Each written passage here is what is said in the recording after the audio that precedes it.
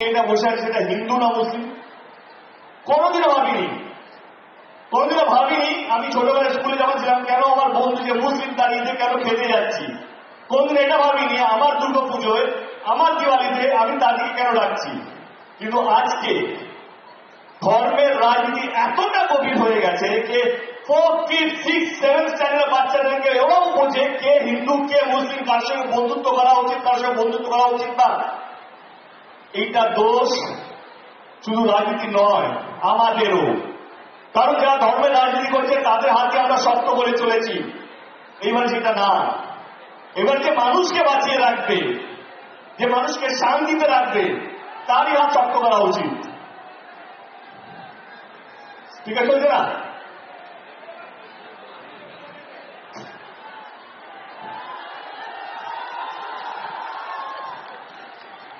আমি বলবো আমার তবে কিছু কাজ আপনাদের সামনে রাখবো, আমি বেশি দূরে যাব না। 2021-এ যখন আমরা নির্বাচন প্রচার করছিলাম, দিদি একটা প্রকল্প নিয়ে এলো, তার নাম ছিল লক্ষ্মীর ভান্ডার স্বাস্থ্য সাথী।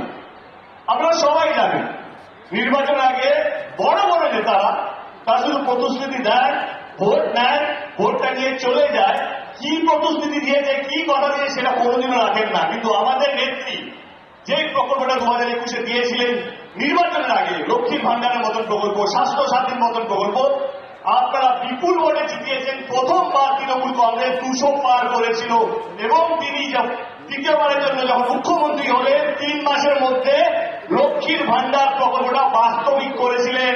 সে কথা দিয়ে পালিয়ে যাননি, যেতে পারতেন, কারণ আপনারা 200 বেশি সিট দিয়েছিলেন, তিনি কথা নাও রাখতে পারতেন, কিন্তু তিনি সেটা করেননি। তিনি যা যা কথা দিয়েছেন, যা যা প্রতিশ্রুতি দিয়েছেন সব কটা রেখেছেন। এবার আপনারা বলুন ভোটটা কাকে যাবে?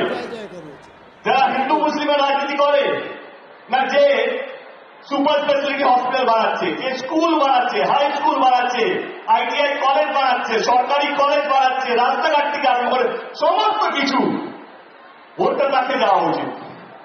আমি দিদিকে আরেকটা কারণের জন্য ধন্যবাদ জানাবো, যেহেতু এটা ঘাটাল লোকসভা কেন্দ্র, আমরা এখন পিংলাতে আছি। ঘাটালের দীর্ঘদিনের সমস্যা, ঘাটাল লোকসভা কেন্দ্রের সবচেয়ে বড় সমস্যা হচ্ছে এখানে অতিরিক্ত বৃষ্টি হলে বন্যা চলে আসে।